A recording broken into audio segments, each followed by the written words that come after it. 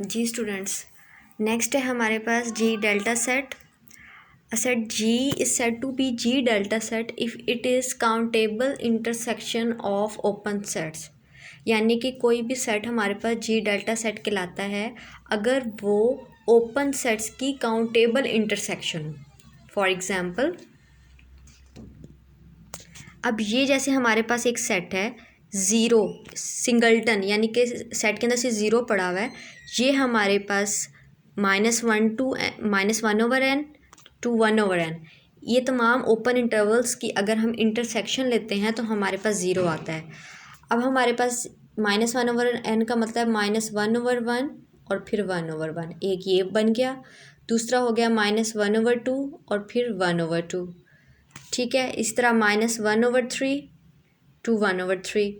आप इस तरह n=1 to इन्फिनिटी चेंज करते जाएंगे तो आपके पास ये इंटरवल्स की सीक्वेंस बनती जाएगी. जब इन तमाम इंटरवल्स का आप इंटरसेक्शन करेंगे तो आपके पास ज़ीरो, यानी कि एक सेट सिंगल्टन सेट ज़ीरो आ जाएगा आपके पास. ये इसको अगर हम रियल लाइन पे देखें तो -1/2 to 1/2. इस तरीके से आप जब इन इंटरवल्स को ड्रॉ करके देखेंगे तो आप देखेंगे इंटरसेक्शन में सिर्फ आपको ज़ीरो मिल जाता है. तो ये हमारे पास जी डेल्टा सेट की डेफिनेशन है और साथ उसकी एग्जांपल है. इसके अलावा ये आपके पास एक ये एग्जांपल भी है क्लोज इंटरवल ए बी.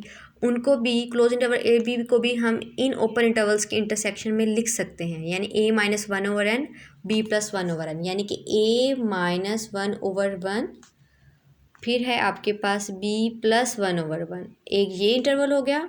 फिर हो गया a-1/2 b+1/2. एक ये इंटरवल होगा. इस तरह के इंटरवल्स की जब आप इंटरसेक्शन करेंगे तो आपके पास क्लोज इंटरवल ए बी आपको मिल जाएगा.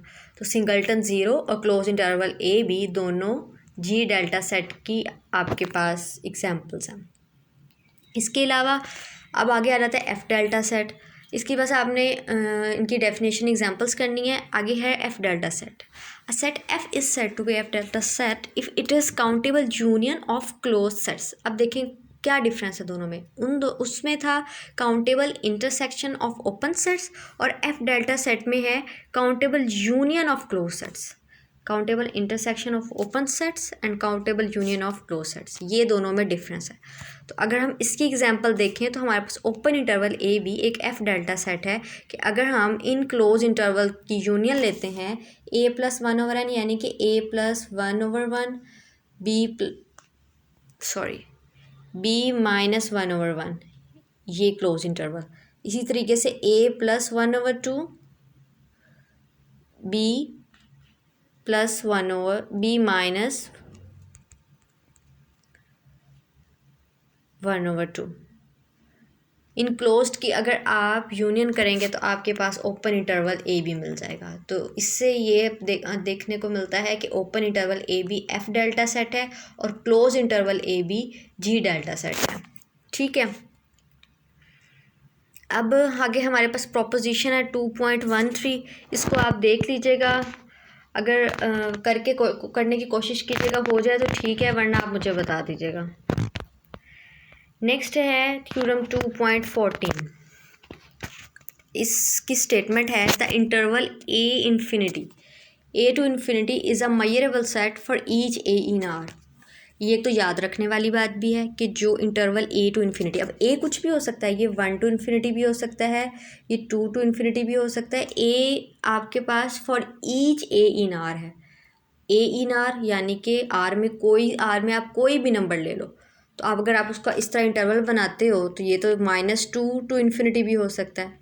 तो इस तरह के जो सारे इंटरवल्स हैं आपके पास वो मेजरेबल सेट्स होते हैं.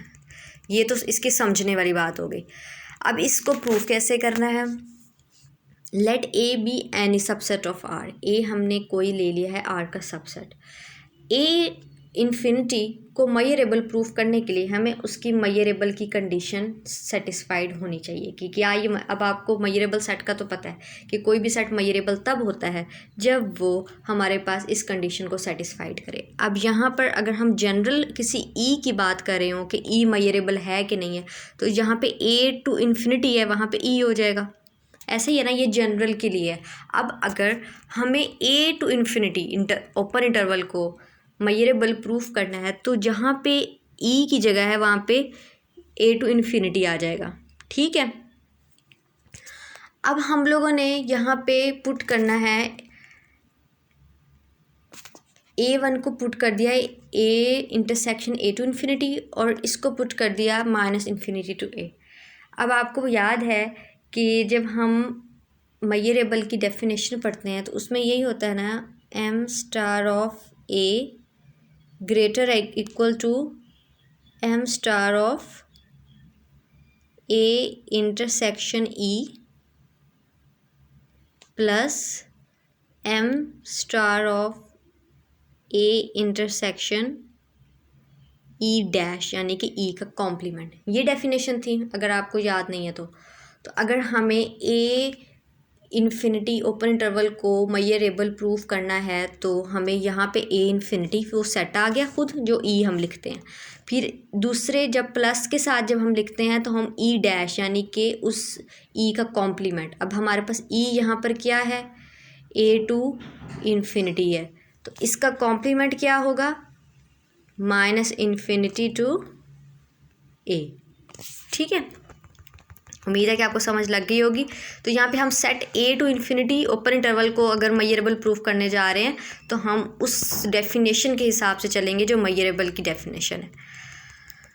तो अब बेसिकली हमें प्रूफ यही करना है, इस कंडीशन को हमने सेटिस्फाइड करना है। जो ये कंडीशन आपको नज़र आ रही है इसमें जो ये है A intersection open interval A infinity, इसको नाम दे दिया A1 का, और A intersection minus infinity to A इसको नाम दे दिया है A2 का। Now M star of A greater than equal to M star of A1, क्योंकि हमने इसको A1 कह दिया, इसको A2 कह दिया, तो ये हम इसको अगर जनरल लिखें तो m star of a m star of A1 plus m star of A2 will establish the result. ये अब हमने उसको क्योंकि नाम दे दिया A1 A2 का तो हम उसकी जगह रिप्लेस कर दिया। The result obvious if m star of a is equal to infinity, अगर यहाँ पर ये इन्फिनिटी हो जाए तो ये हमारे पास रिजल्ट ऑब्वियस है, क्योंकि इन्फिनिटी तो ऑब्वियसली वो बड़ा ही होगा। यहाँ पे कुछ भी आ जाए, दोनों का सम कुछ भी बन जाए तो इन्फिनिटी तो उस सम से बड़ा ही होगा। ये तो इन्फिनिटी के साथ रिजल्ट ऑब्वियस हो गया। नेक्स्ट है कि अगर हम कह दें कि m star of a less than infinity है, कि अगर वो फाइनाइट नहीं, कि अगर वो हमारे पास इनफाइनाइट नहीं है,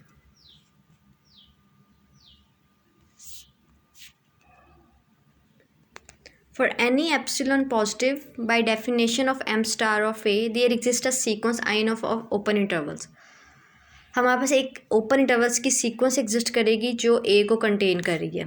ये हमारे पास उसकी डेफिनेशन में ही था जब हम मेजरेबल की हमने पढ़ी थी, तो उसमें हमारे पास ए सबसेट है यूनियन ऑफ आई एन।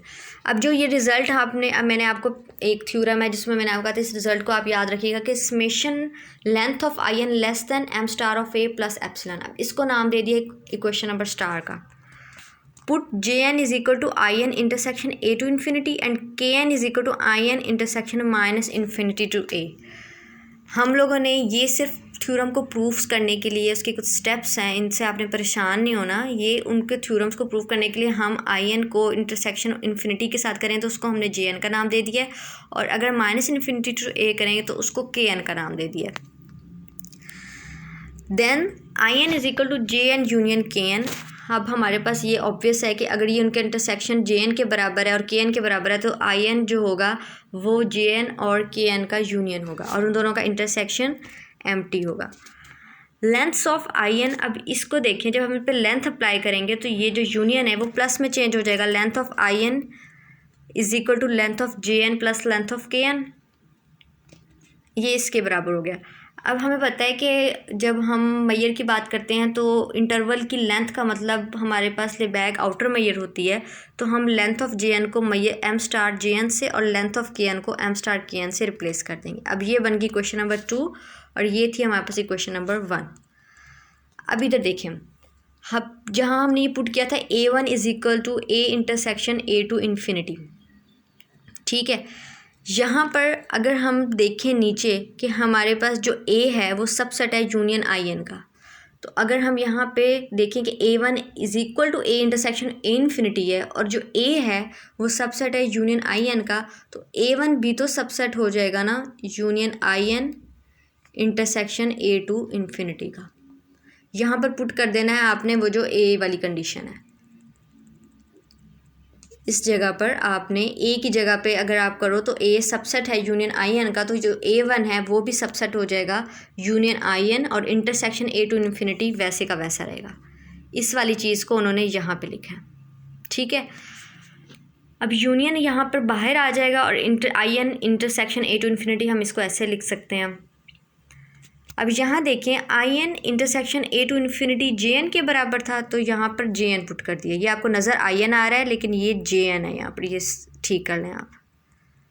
और इसी तरीके से जो A2 है वो सबसेट है union IN intersection minus infinity to A, तो यूनियन बाहर आ जाएगा और इंटरसेक्शन को हम ऐसे लिखेंगे। अब जो IN intersection minus infinity to A है वो KN के बराबर है, यहाँ से देखें तो ये KN के बराबर हो गया।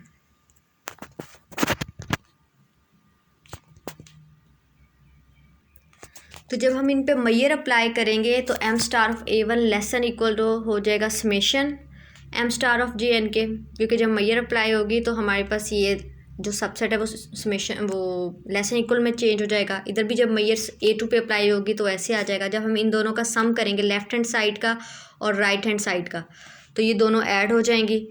राइट हैंड साइड्स ऐड होके राइट हैंड साइड बनेगी और लेफ्ट हैंड साइड्स को हम इस साइड पे ऐड करेंगे। तो यहाँ पर अगर हम समेशन को कॉमन लें तो हम इसको ऐसे लिख सकते हैं, M star of JN plus M star of KN को हम लेंथ ऑफ IN कहेंगे, क्योंकि जो जैसे हम लोगों ने पीछे बताया। तो ये बाय क्वेश्चन नंबर 2 हम इसको M star of A plus epsilon लिखेंगे, क्योंकि एप्सिलॉन आर्बिट्रेरी है तो हम कह सकते हैं M स्टार ऑफ A यहाँ से प्रूव हो गया है greater than equal to M star of A1 plus M star of A2। यही चीज़ हम लोगों ने प्रूव करनी थी। थ्योरम प्रूव हो गया।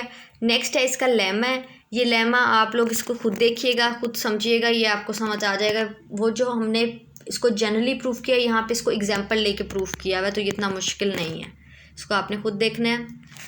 नेक्स्ट है theorem any open set in R is measurable, कि कोई भी ओपन सेट लेंगे वो तो मैयरेबल होगा। ये तो आपने हमेशा याद रखना है कि कोई भी ओपन सेट होगा वो मैयरेबल होगा। तो उसको उन्होंने प्रूव कैसे किया है, we know that each open interval in R is measurable. ये तो हम जानते हैं कि हर ओपन इंटरवल मैयरेबल है। And each open set in R with usual topology can be written as union of open intervals. और कोई भी हम ओपन सेट लेते हैं तो हमारे पास उसको यूजुअल टोपोलॉजी में यूनियन ऑफ ओपन इंटरवल्स होता है, और वो हमारे पास written as union of open intervals. तो हम उसको ओपन इंटरवल्स की यूनियन में लिख सकते हैं। Hence each open set is measurable, क्योंकि तमाम ओपन इंटरवल्स मैयरेबल होते हैं, उनकी यूनियन मैयरेबल होती है, तो वो जो ओपन सेट होगा वो भी मैयरेबल हो जाएगा। ठीक है। नेक्स्ट है corollary any G delta set is measurable. अब G डेल्टा सेट भी मैयरेबल होता है, ये तो एक तो याद रखने वाली बात है। दूसरा ये है कि इसको उन्होंने प्रूफ ऐसे किया कि हमें पता है कि G डेल्टा सेट जो होता है वो हमारे पास काउंटेबल इंटरसेक्शन होती है ओपन सेट्स की। ठीक है। और हम जानते हैं पिछले थ्योरम से कि any open set is measurable. अब हमें पता है हर ओपन सेट मैयरेबल है, तो हमारे पास उनकी जो काउंटेबल इंटरसेक्शन होगी वो भी मैयरेबल होगी। Hence any G delta set is measurable. इसी तरीके से ये छोटी सी क्रोलरी है any closed set is measurable. ये क्लोज सेट हम जानते हैं कि हर ओपन सेट मैयरेबल होता है, और हमें ये भी पता है कि जो कॉम्प्लीमेंट्स होते हैं वो भी मैयरेबल होते हैं। तो जो क्लोज सेट होता है, we know that each open set is measurable because it is the complement of closed set is an open set. तो और हम जानते हैं कि हर ओपन सेट मैयरेबल है तो हर क्लोज सेट भी मैयरेबल है। नीचे ये रिमार्क्स हैं, इन रिमार्क्स को आप पढ़ लेना। नेक्स्ट थ्योरम है